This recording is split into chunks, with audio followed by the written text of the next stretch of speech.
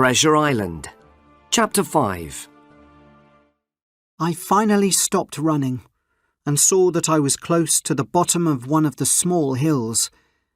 The air was fresher here and the trees were taller. Suddenly, from up the hill, something jumped behind a tree. I did not know if it was a man or an animal, but it looked big and dangerous. I decided to walk back towards the beach, but then I saw him again. I realized it was a man, but he was running very fast from tree to tree. I remembered that I had a gun, and this made me feel safer. I decided to walk towards the man. When he saw me walking towards him, to my surprise, he came out from behind the tree and knelt down in front of me. "Who are you?"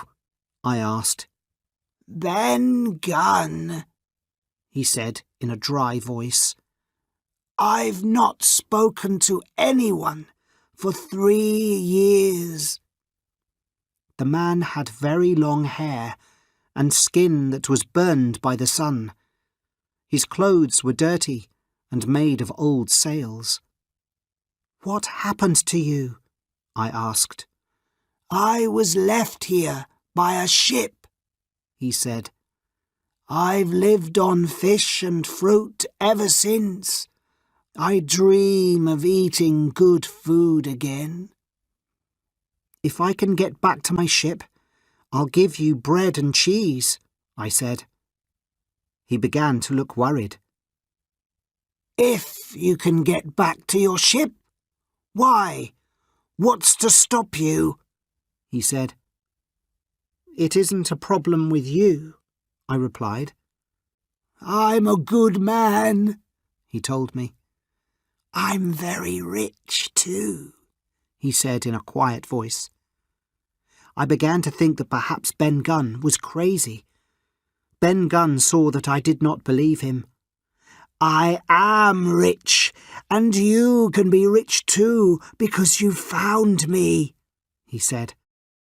Then he looked worried and said, "You didn't come on Flint's ship, did you?"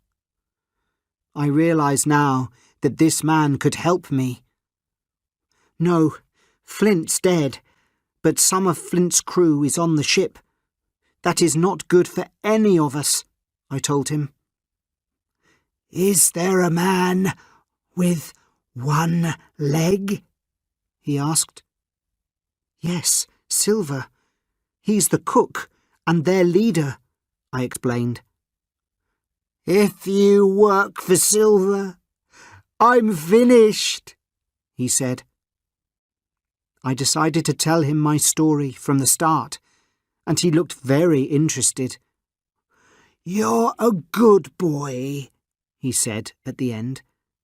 "Don't worry, you can trust me. Do you think that Trelawney would give me money and allow me to come home on the ship if I helped him?" he asked. "Of course," I replied. "And he'll need your help on the ship home, I'm sure." "You're right," he said. "You know, I was on Flint's ship when he hid the treasure here. He was with 6 men, and they were on the island for about a week. We waited for them on a ship called the Walrus. One day, Flint returned to the ship on his own. The other 6 men were dead. We don't know how he did it. Billy Bones and Long John Silver were with me on the ship. They asked Flint where the treasure was. 'You can go on the island and look for it,' he said, 'but you'll be there on your own. I'm taking this ship home.' 3 years ago, I was on a different ship. When we saw the island, I told our crew that Flint's treasure was on it. We spent 12 days looking for it. They were not happy when we found nothing. One day they went back to the ship and told me I could stay. Here's a gun and a spade. You can look for the treasure on your own, they said. So you tell Trelawney I would prefer to work for a man I can trust like him than with a group of pirates. I'll tell him, but how can I return to my ship from here? I asked him. I have a boat. I made it myself. We could go to the ship when it's dark. Suddenly, we heard the sound of a gun. They have started to fight, I said. We must be quick. I began to run back with Ben. He gave me directions and ran easily next to me. We heard more guns. Then I saw a flag flying above some trees.